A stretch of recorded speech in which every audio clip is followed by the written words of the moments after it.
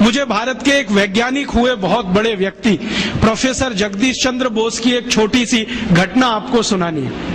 आप जानते हैं प्रोफेसर बोस का काम क्या था? उन्होंने आधुनिक जगत में यह सिद्ध किया कि पेड़ पौधों में जीवन होता है और उनकी इसी खोज पर उनको नोबेल पुरस्कार मिला। जब वो ये प्रयोग कर रहे थे कि पेड़ पौधों में जीवन होता है, तो उन्होंने अपने हाथों से लिखे हुए लेखों में ये कहा है कि मैंने मेरे घर में कुछ पौधे रखे, आधे आधे उनका बंटवारा किया, एक हिस्से में कुछ पौधे, दूसरे हिस्से में कुछ पौधे।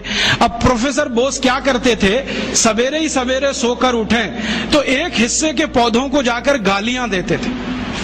तुम नालायक हो, निकम्मे हो, नकारा हो, तुम्हारा रंग अच्छा नहीं, रूप अच्छा नहीं, तुम्हारे अंदर कोई गुण नहीं है, तुम ऐसे हो, तुम वैसे हो, सब गालियां देना।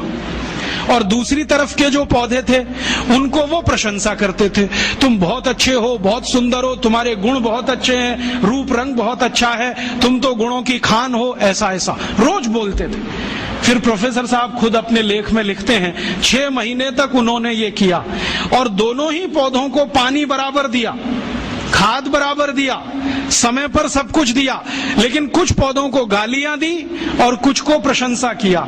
6 महीने के बाद परिणाम ये हुआ कि जिन पौधों को गालियां दी गई वो सब सूख गए,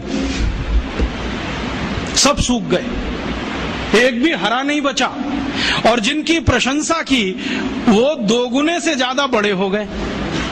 तो प्रोफेसर साहब लिखते हैं कि ये पौधे भी गालियां और प्रशंसा को समझते हैं। अब इसको मैं समझाता हूं आज के हिसाब से। भारत को 300 साल अंग्रेजों ने गालियां दिया, तुम नालायक हो, निकम्मे हो, नकारा हो, तुम्हारी सभ्यता खराब है, संस्कृति खराब है, तुमको तो कपड़े पहनना भी नहीं आता, तुमको तो खाना खाना नहीं आता, तुमको सभ्यता का कोई रंच मात्र भी अंदाजा नहीं है, सभ्यता होती क्या है, विज्ञान नहीं जानते, टेक्नोलॉजी नहीं जानते, हम तुमको जो सिखा रहे हैं वही सही है। ये हम सुनते रहे सालों साल। भाई साहब, जब 6 महीने में पौधे सूख गए तो 300 साल में ये भारत भी सूख गया।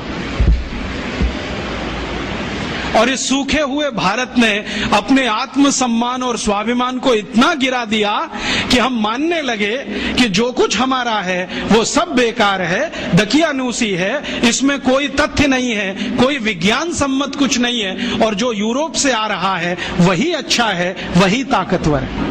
और ये इतना गहरा घुस गया कि हमारा डीएनए बदल गया, हमारा ब्लड बदल गया, शायद हार्मोन्स का बैलेंस चेंज हो गया, शायद बॉडी के केमिकल्स चेंज हो गए। और ये इतना गहरा घुसते घुसते आ गया हमारे देश के प्रथम प्रधानमंत्री पंडित नेहरू तक के अंदर, जिन्होंने पब्लिकली कहा कि आयुर्वेद में क्या रखा है, इसको तो खड्डा खोद के जमीन में गाड़ देना चाहिए, जो कुछ है वो एलोपैथी में है।